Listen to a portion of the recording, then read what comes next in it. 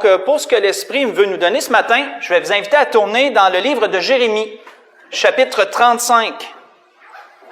Dans le livre de Jérémie, chapitre 35,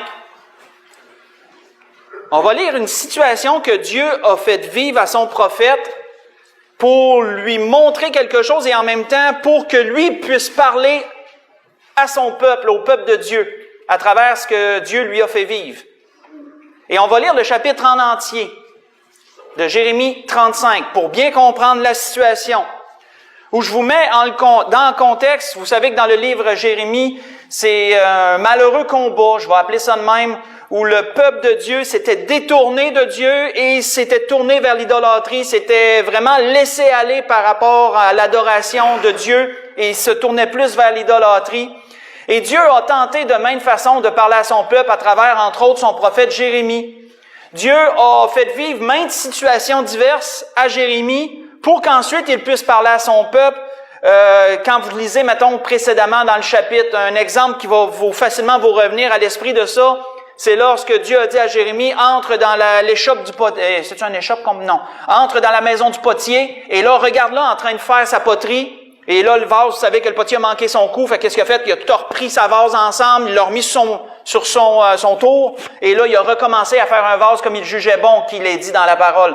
Puis là, il a dit ensuite à son prophète, il dit, regarde ça là, puis il dit, va parler à mon peuple maintenant, puis il parle à mon peuple à propos de ça. Et Dieu a fait ça souvent avec Jérémie, il a fait vivre diverses situations, entre autres aussi avec une ceinture qu'il avait fait mettre entre des roches dans un certain endroit, puis après un certain temps, il avait dit, va donc voir, puis la ceinture elle était toute en train de se désagréger, là. Puis encore là, Dieu a dit, vois ça, parle à mon peuple maintenant par rapport à ça. Dieu l'a utilisé, Jérémie, de cette façon-là, et là où on lit, ça ne fait pas exception. Donc, nous commençons dans le chapitre 35, à partir du verset 1, avec un groupe de personnes nommées les Récabites. Il est dit, la parole de l'Éternel fut adressée à Jérémie de la part de l'Éternel au temps de Joachim, fils de Josias, roi de Juda, en ces mots. Va à la maison des Récabites et parle-leur. Tu les conduiras à la maison de l'Éternel, dans une chambre, et tu leur offriras du vin à boire.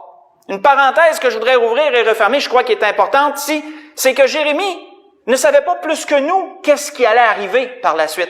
Jérémie, Dieu l'éduquait à mesure dans ça. Dieu lui est en train de lui faire vivre quelque chose, mais Jérémie, il les connaissait peut-être même pas, les Récabites, la Bible le dit pas. Mais du moins, Jérémie ne savait pas ce qui allait se passer. Dieu lui demandait simplement, apporte-les à tel endroit dans ma maison et présente-leur du vin à boire. Donc, on continue. Je pris Jaazania, fils de Jérémie, fils de Abazinia, ses frères et tous ses fils et toute la maison des Récabites, et je les conduisis à la maison de l'Éternel, dans la chambre des fils de Hanan, fils de Jigdalia, homme de Dieu, près de la chambre des chefs, au-dessus de la chambre de Maaséja, fils de Shallum, garde du seuil. Je mis devant les fils de la maison des Récabites des coupes pleines de vin et des calices, et je leur dis, buvez du vin. Mais ils répondirent, nous ne buvons pas de vin, car Jonadab, fils de Récab, notre père, nous a donné cet ordre. Vous ne boirez jamais de vin, ni vous, ni vos fils, et vous ne bâtirez point de maison, vous ne semerez aucune semence, vous ne planterez point de vigne, et vous n'en posséderez point. Mais vous habiterez sous des tentes toute votre vie, afin que vous viviez longtemps dans le pays où vous êtes étrangers. Nous obéissons à tout ce que nous a prescrit Jonadab, fils de Récab, notre père. Nous ne buvons pas de vin pendant toute notre vie, nous, nos femmes et nos fils et nos filles. Nous ne bâtissons point de maison pour nos demeures, et nous ne possédons ni vignes, ni champs, ni terre ensemencée. Nous habitons sous des tentes, et nous suivons et pratiquons tout ce que nous a prescrit Jonadab, notre père. Lorsque Nabuchodonosor, roi de Babylone, est monté contre ce pays, nous avons dit, allons, retirons-nous à Jérusalem, loin de l'armée des Chaldéens et de l'armée de Syrie. C'est ainsi que nous habitons à Jérusalem. Alors la parole de l'Éternel fut adressée à Jérémie en ces mots. Ainsi parle l'Éternel des armées, le Dieu d'Israël. Va et dis aux hommes de Juda et aux habitants de Jérusalem. Ne recevez-vous pas instruction pour obéir à mes paroles, dit l'Éternel? On a observé les paroles de Jonadab, fils de Récab, qui a ordonné à ses fils de ne pas boire du vin, et ils n'en ont pas bu jusqu'à ce jour, parce qu'ils ont obéi à l'ordre de leur père. Et moi, je vous ai parlé dès le matin, et vous ne m'avez pas écouté.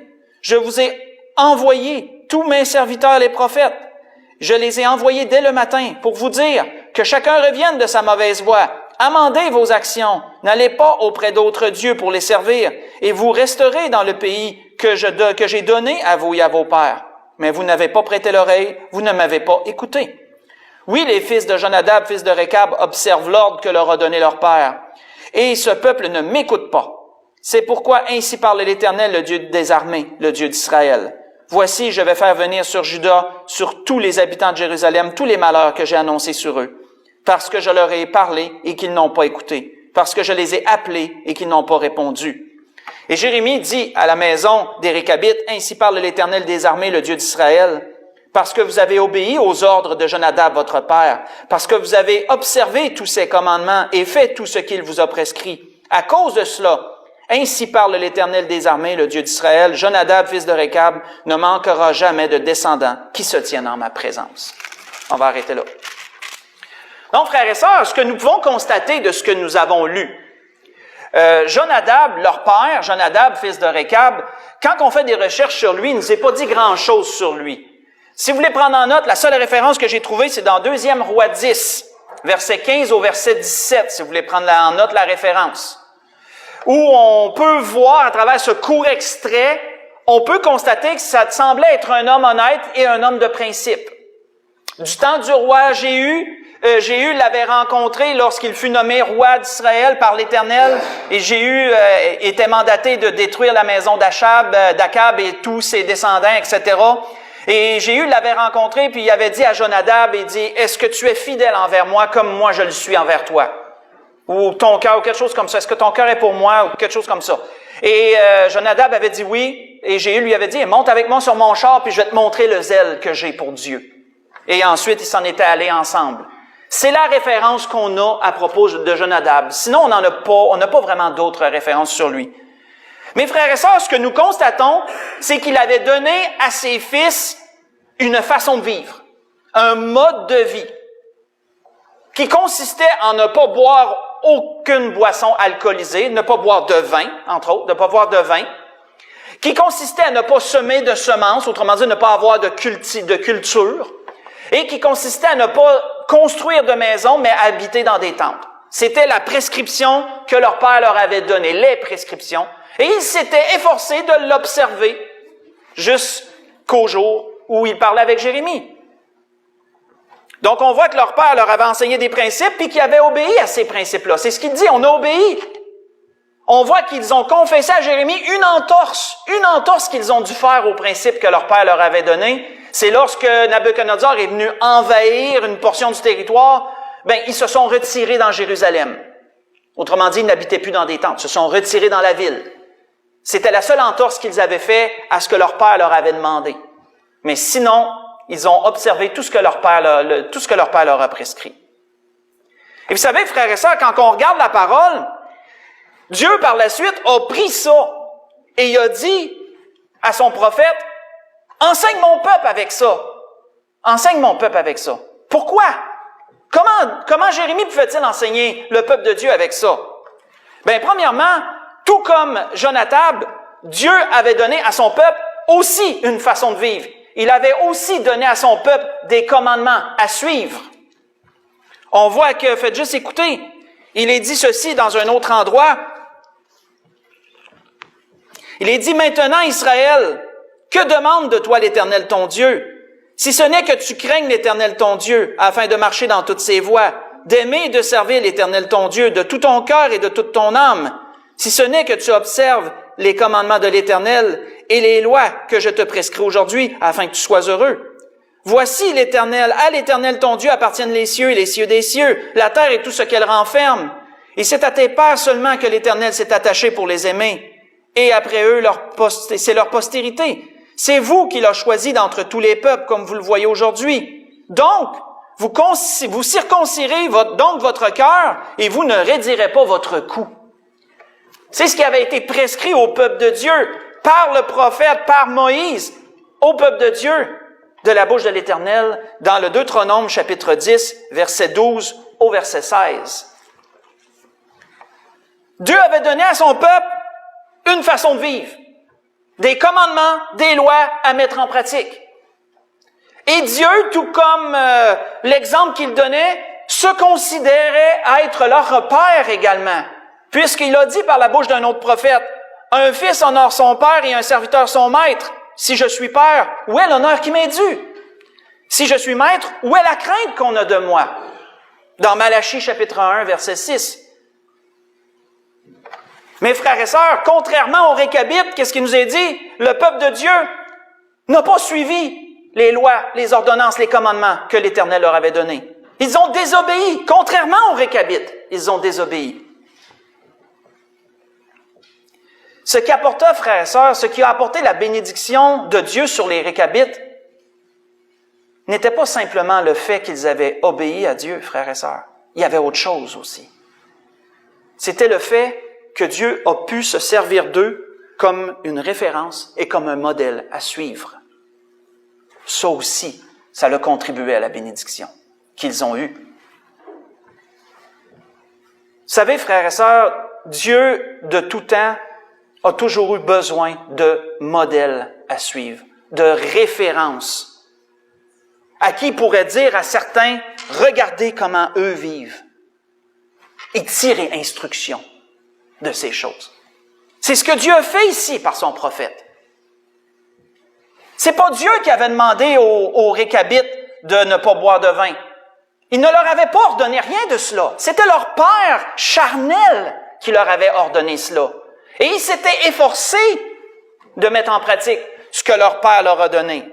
Comme je l'ai mentionné, la seule petite entorse qu'ils ont faite, c'est le verset 11 qui nous le dit. Quand que Nabuchodonosor est venu, mais ils ont dû se retirer à Jérusalem. Mais sinon, ils se sont efforcés de suivre ce que leur père leur avait donné. Et Dieu ne leur a fait aucun reproche sur ça. Dieu les a surtout loués parce qu'ils avaient gardé l'ensemble de ce que leur père charnel leur avait donné. Et Dieu a pu se servir d'eux comme d'un modèle. Il a pu dire à son peuple, tire instruction de ceux-là, tire instruction de ces gens-là. Ils étaient là, et Dieu a pu se servir d'eux comme d'un modèle à suivre, comme d'une référence. Et ça, frères et sœurs, c'est ça que l'Esprit veut nous montrer ce matin, que Dieu a toujours eu besoin de modèles à suivre ici-bas. Il a toujours eu besoin de gens dévoués sur qui il pouvait compter comme étant des références pour d'autres. Tournons dans Job, chapitre 1. Voyons ce qu'il nous y est dit. Dans Job, chapitre 1.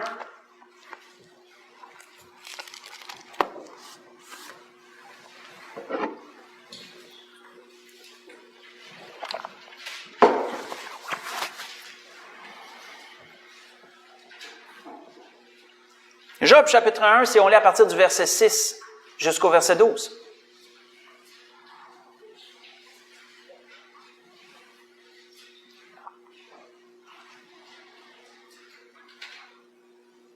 On ne lira pas, mais du verset 1 au verset 5, ça nous est un peu introduit. L'auteur nous introduit un peu ce grand homme qui était Job. Il nous introduit un peu sa façon d'être avec ses enfants, de la façon que ses enfants agissaient et tout, comment lui agissait envers Dieu. Autrement dit, sa crainte de Dieu, sa piété, de la façon qu'il suivait Dieu. Et au verset 6, il nous est dit que, or, les fils de Dieu vinrent un jour se présenter devant l'Éternel. Les fils de Dieu, c'est qui? Ce sont les anges de l'Éternel. Les anges de l'Éternel se sont présentés un jour devant l'Éternel.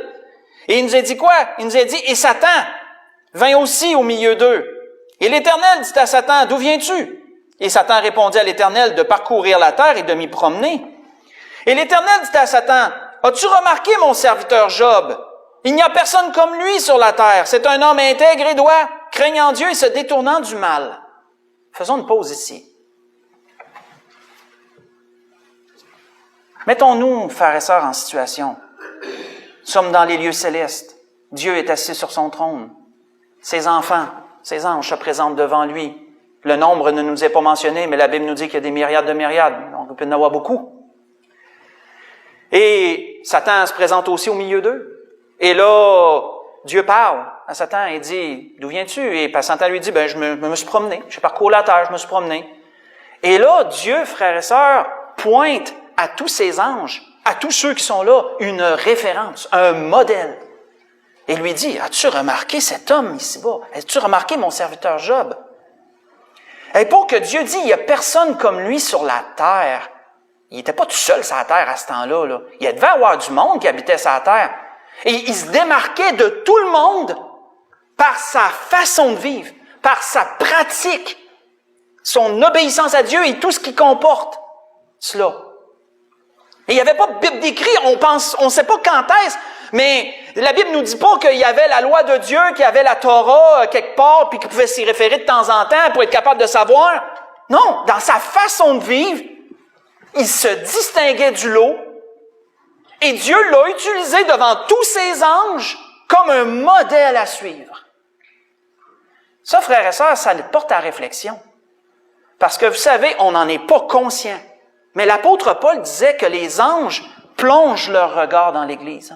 Que les anges tirent instruction de ce qu'ils voient ici-bas. Pensez-vous que Dieu n'a pas besoin de modèle encore à suivre aujourd'hui? Absolument. Les anges ont besoin de références, frères et sœurs. Ça va loin, ça. Ça va très loin. Mais si on retourne à Job, quand Dieu a mis la loupe sur Job, on sait que le diable, ça l'a certainement provoqué en lui quelque chose.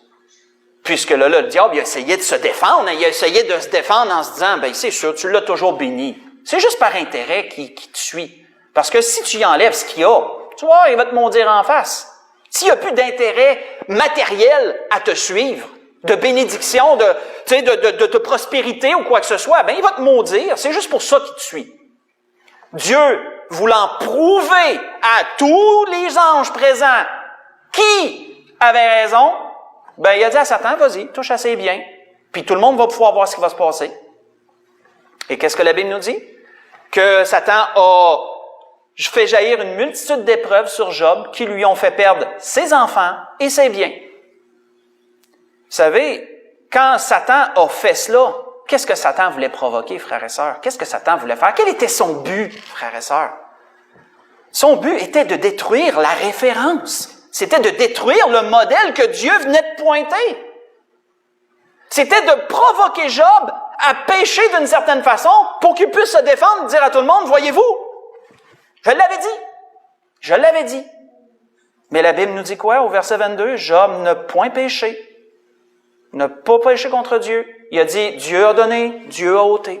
Que l'Éternel soit béni. Et on sait qu'on ne lira pas, mais on sait qu'il y a une deuxième fois où les anges se sont représentés. Et que là, Satan encore. Puis que là, Dieu y a pointé. Il dit, as-tu vu mon serviteur Job? Il est demeuré fidèle. Et là, Satan s'est senti encore plus piqué au vif. Et là, il a voulu mettre les bouchées doubles. Et là, il a dit, c'est correct, tu as touché à ses biens, OK. Mais il dit, touche à sa vie maintenant, touche à sa chair. Puis il dit, tu vas voir qu'est-ce que ça foicite. Il va te maudire. Et Dieu lui a dit, encore pour la même raison, pour prouver qu'il y avait un modèle à suivre, il y avait une référence. À tous ces anges, Dieu a dit à Satan, touche à sa chair, mais tu peux pas le tuer, par exemple. Tu n'as pas le droit de lui enlever la vie.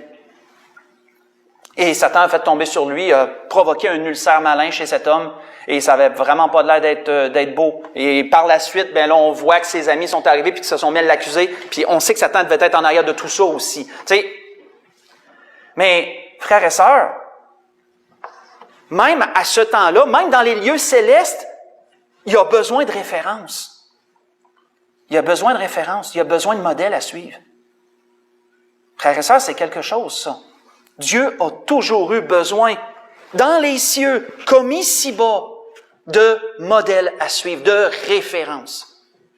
Des gens sur qui il pouvait compter et qui pouvaient dire « Regardez eux » puis tirer instruction, comme les Récabites. Même chose.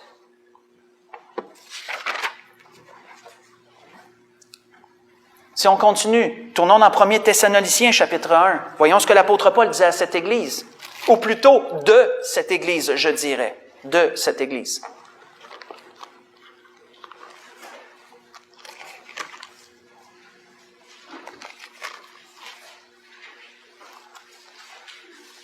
Premier Thessaloniciens, chapitre 1. Si on lit à partir du verset 2.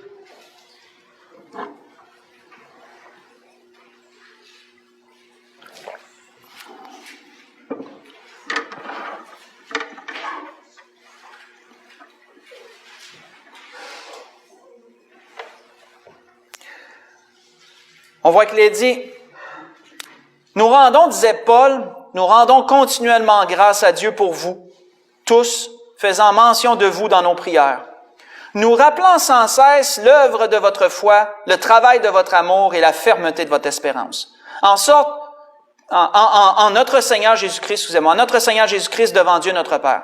Nous savons, frères bien-aimés de Dieu, que vous avez été élus. Notre évangile ne vous a pas été prêché en parole seulement, mais avec puissance, avec l'Esprit Saint, avec une pleine persuasion, car vous n'ignorez pas que nous nous sommes montrés ainsi parmi vous, à cause de vous.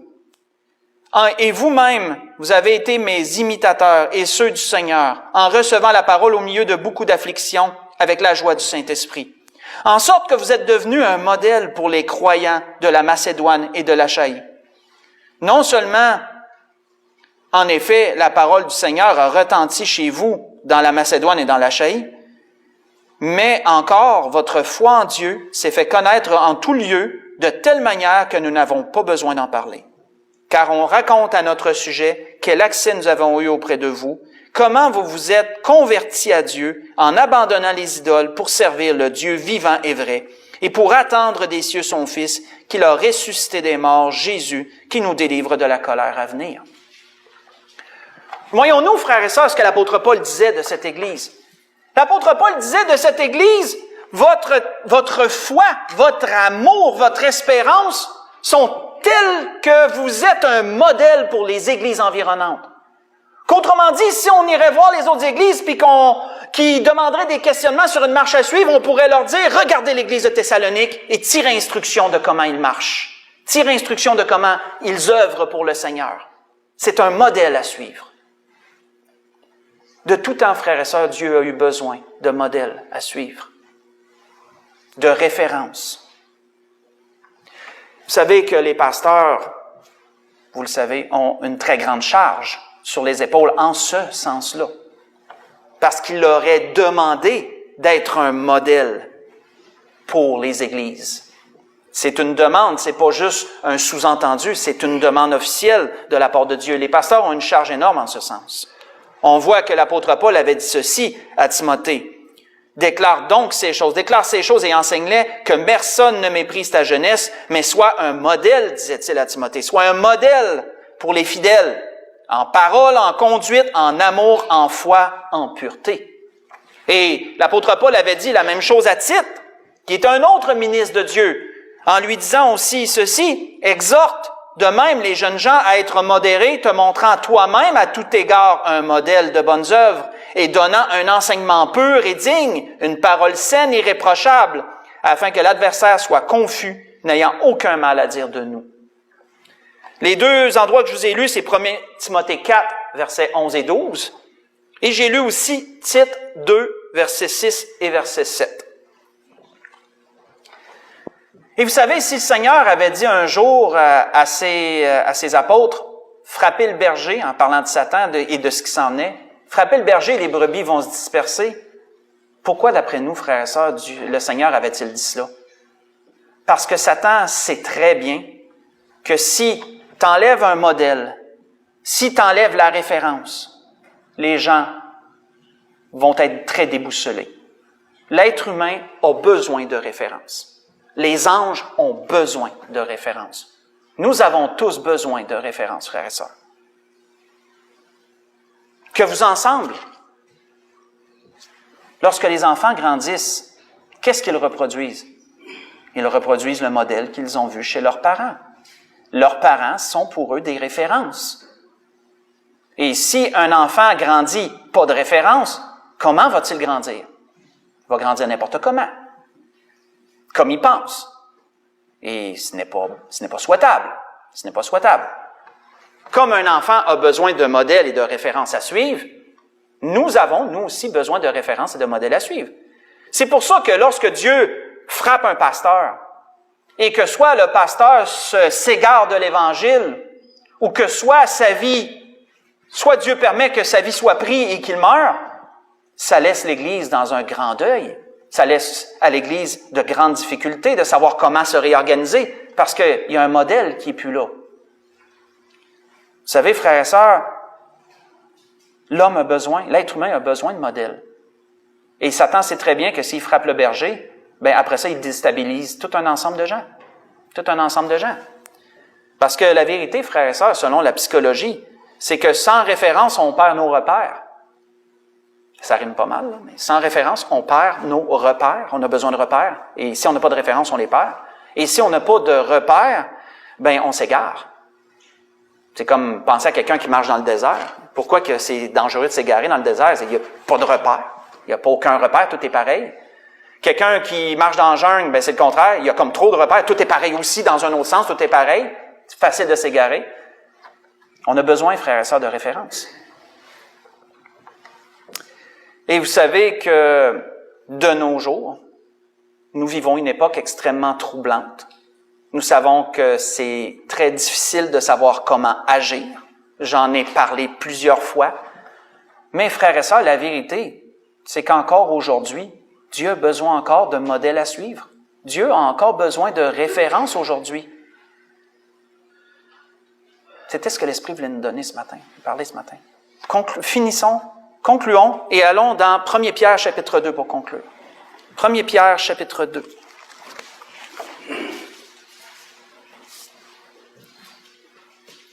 On va lire de 11 à 17 pour conclure.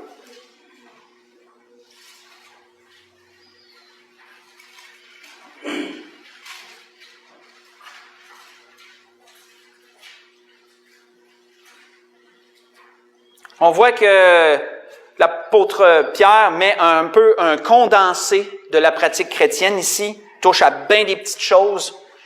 Il dit, « Bien-aimés, je vous exhorte comme étrangers et voyageurs sur la terre, à vous abstenir des convoitises charnelles qui font la guerre à l'âme. Ayez au milieu des païens une bonne conduite, afin que là même où ils vous calomnient comme si vous étiez des malfaiteurs, ils remarquent vos bonnes œuvres et glorifient Dieu au jour où il les visitera. Soyez soumis à cause du Seigneur à toute autorité établie parmi les hommes, soit au roi comme souverain, soit au gouverneur comme envoyé par lui pour punir les malfaiteurs et pour approuver les gens de bien. Car c'est la volonté de Dieu qu'en pratiquant le bien, vous réduisiez au silence les hommes ignorants et insensés, étant libres sans faire de la liberté un voile qui couvre la méchanceté, mais agissant comme des serviteurs de Dieu, honorez tout le monde, aimez les frères, craignez Dieu, honorez le roi. Comme je vous l'ai mentionné, frères et sœurs, on vit une époque très difficile. On vit dans une époque où on se pose des questions sur comment on devrait agir dans tout ce qu'on vit. Et le modèle que Dieu va vouloir avoir, frères et sœurs, la référence que Dieu va vouloir avoir, ce sont des enfants qui sont capables de dispenser droitement de tout ce que l'Écriture dit. Pas seulement d'un verset, pas seulement d'un endroit, mais de tout ce que l'Écriture dit. Des chrétiens qui seront centrés, ni trop à droite, ni extrémistes d'un bord, ni extrémistes de l'autre, mais qui seront centrés et qui prendront chaque chose, qui sauront compartimenter les choses qui se passent avec la parole de Dieu à tous les points. Des chrétiens, entre autres, qui vont se souvenir que le mot soumission ne veut pas dire obéissance aveugle. Ça ne veut pas dire ça, la soumission. La soumission veut dire une disposition à obéir. En d'autres mots, quand nous le pouvons sans que ça transgresse ce que Dieu nous demande, nous devons être disposés à obéir. Mais si il y a une transgression de ce que Dieu demande, à ce moment-là, nous ne pouvons pas obéir. Un exemple facile, frères et sœurs, dans ce que je vous dis, qui pourrait, juste un modèle, juste un exemple grossier qui pourrait un peu clarifier la situation. La Bible nous enseigne quoi? La Bible dit que les femmes soient soumises à leur mari. Vous avez tous entendu ça, hein? Femmes, soyez soumises à vos maris. Si l'homme demande à sa femme de marcher à quatre pattes dans la maison quand lui est là, la femme devrait-elle l'écouter? Devrait-elle être soumise? Donc, voyez-vous que là, il va y avoir matière à réflexion, parce qu'une femme n'aurait pas à se dégrader, à marcher à quatre pattes devant son mari parce qu'il lui demande puis qu'elle doit lui être soumise. Voyez-vous que là, il devrait y avoir un peu de bon sens et de jugement dans ce qui est demandé, et qu'un homme qui aime sa femme ne demanderait jamais une chose aussi dégradante que ça. Frères et sœurs, il en est de même dans ce qu'on vit. Il en est de même dans ce qu'on vit. Comme je vous l'ai déjà parlé, dans Romains 13, je nous ai mentionné que les autorités sont supposées être au service de Dieu pour notre bien. Sachons être sages, dispensons droitement des Écritures, sachons savoir où obéir, parce que, comme je vous l'ai mentionné, nous ne devons pas tomber dans l'extrémisme puis dire en bloc qu'absolument tout ce qui est demandé, c'est de la merde et il y a rien, mais rien de rien que je vais faire. On peut pas tomber dans cet extrémisme-là. Comme on peut pas tomber dans l'extrémisme de dire, tout ce que le gouvernement demande, c'est Dieu qui le demande, puis je vais faire absolument tout ce qu'il me demande comme si c'était Dieu qui parlait. On peut pas non plus tomber là-dedans. Parce que sinon, on va tomber dans toutes sortes de choses qui vont aller contre Dieu et ça va devenir un fiasco. Ça va devenir un fiasco. Parce qu'on sait qui le gouvernement sert. Il sert le diable, il ne sert pas Dieu. Et c'est de plus en plus clair. Donc, frères et sœurs, sachons dispenser droitement des Saintes Écritures. Pourquoi? Parce que Dieu a besoin de modèles. Il a besoin de modèles. Dieu ne veut pas que les gens, que les chrétiens soient des modèles pour que les hommes disent « Wow, ils sont bons! » Frères et sœurs, il y a des choses que Dieu nous demande que les hommes vont désapprouver. Quel modèle que Dieu veut? Dieu veut qu'on soit un modèle pour que les hommes voient ce que Dieu veut, justement, et que les hommes voient ce que Dieu demande. Pas que les hommes voient ce que l'homme demande, puis ce qui va leur plaire, puis qu'ils vont dire « Ça, c'est un bon citoyen, ça. » Mais plutôt de dire « OK, je suis pas d'accord avec telle affaire, mais Colin, si je regarde la Bible, il fait ce que la Bible dit. Il pratique le bien. J'ai rien à dire. Quand même, je voudrais essayer de dire quelque chose, ça serait difficile. » Dieu veut qu'on soit un modèle pour montrer aux gens la vie chrétienne en pratique, Dieu en premier, l'homme ensuite. Mais sachant diviser droitement les choses, compartimenter chaque chose, je sais que c'est un gros exercice, mais frères et sœurs, on est rendu là. On est rendu là. Dans notre vie chrétienne d'autrefois, quand je dis autrefois, ça paraît loin, mais si je recule juste de 2 ans, 3 ans passés, on se posait pas trop de questions. Tu sais, c'était un fleuve tranquille. L'Église, c'était un fleuve tranquille. Je veux dire, oui, on avait nos petites affaires internes, mais sinon, je veux dire, en gros, en général, le gouvernement nous laissait libre de pratiquer notre foi, puis il n'y avait pas de problème. On se posait pas trop de questions. Mais maintenant, avec tout ce qu'on voit et tout ce qu'on sait qui s'en vient, qu'on entend, il faut faire attention, tout ça. Mais pareil, frères et sœurs, ça devient de plus en plus difficile de savoir comment gérer tout ça. Et prenons garde, frères et sœurs. Dieu s'attend toujours qu'il y ait des modèles à suivre. Dieu a besoin qu'il y ait encore des références. Parce que vous le savez, plusieurs églises ont perdu le nord. Plusieurs chrétiens ont perdu le nord. Et les gouvernements ont totalement perdu le nord. Les chrétiens, et comment je pourrais dire, même les païens, je veux dire, ont perdu le nord sur certains points. C'est rendu quasiment criminel d'aider son prochain et d'être bon envers son prochain à cause de tout ce qui se passe. Frères et sœurs, dans toutes ces choses, comment le chrétien va agir? Le chrétien va agir dans tout ce qui est prescrit. On n'enlève pas les Écritures. On n'enlève pas la soumission aux autorités. On ne prêche pas d'être des anarchistes et d'être des anti-autorités. Absolument pas. Absolument pas. Loin de là. On doit rendre à César ce qui est à César et à Dieu ce qui est à Dieu. C'est ça qu'on doit faire. Et c'est le gros défi, je vous dirais, de la chrétienté en 2021. Dans ce qu'on vit, c'est le gros défi de la chrétienté. La grâce que je nous souhaite à tous, prions le Seigneur d'avoir la sagesse de savoir gérer toutes choses de la bonne façon, de méditer sur ce qui se passe et sur des choses qui nous est demandées et de savoir prendre des dispositions selon Dieu, d'être des modèles, des références à suivre parce que Dieu en a besoin. Dieu a cruellement besoin de références dans les temps où on est rendu. Il y a trop de gens qui se posent des questions et il faut que les chrétiens soient fermes, frères et sœurs, et fidèles parce qu'on est dans le cri de minuit. Moi, je crois qu'on est dans le cri de minuit.